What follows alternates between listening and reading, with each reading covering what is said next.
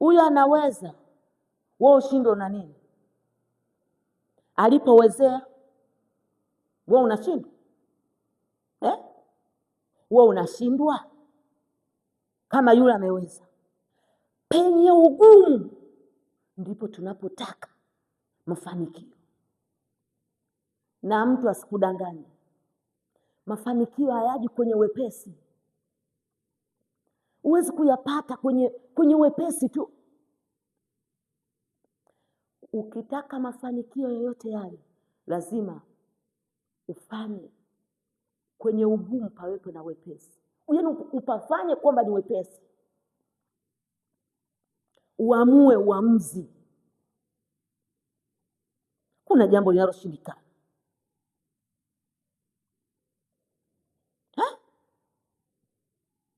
yaani mtu anakaa hapo na tunashindwa kujipanga, tunashindwa kutengeneza mazingira yanayowezekana. Kwani kipindi cha nyuma tulikuwa tunashindaje? Tulikuwa tunashindaje? Kwani nyie viongozi hamjui? Viongozi mliokaa kwenye viti humu hamjui tulikuwa tunashinda namna gani? Kuna mechi za kusema kwamba hapa ngoja tutengeneze tuwe hivi, tucheze. Kuna mechi zingine sio za kukaa kimia, sio za kulala. Amka nie, amka, acha kulala, acha kulala, amka mara moja, toka usingizini. Hizo ndoto za kushinda mnazitafuta, kushinda mmelala, hamshindi.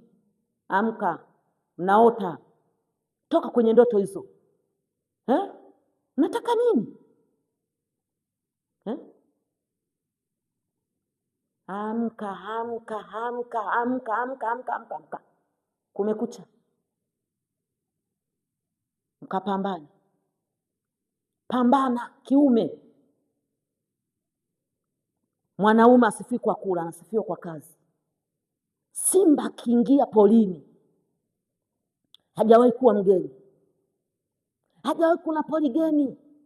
Kila poli yeye ni mwenyeji.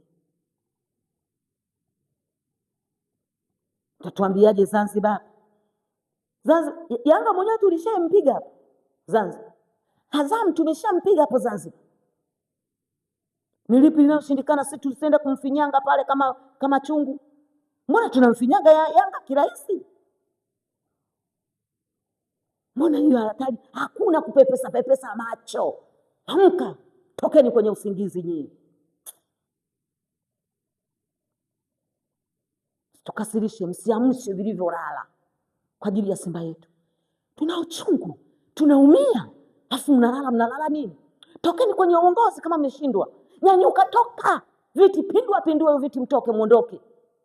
Kama mtashindwa kutengeneza kwa ajili ya tarehe moja tukashinda, tokeni muondoke, tuachie Simba yetu.